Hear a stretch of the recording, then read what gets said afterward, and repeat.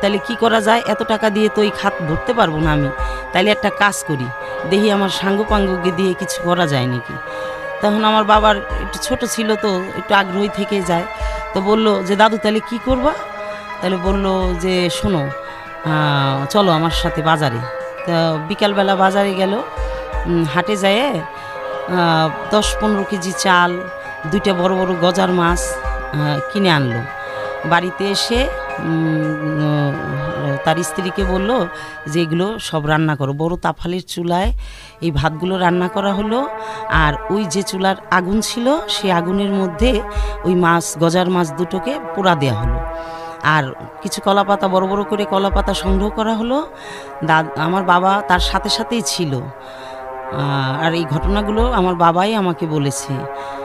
কলাপাতাগুলো সেই দাদুর সাথে যে ভাত যখন রান্না করা হলো, মাছ পোড়ানো হলো, কলাপাতাগুলো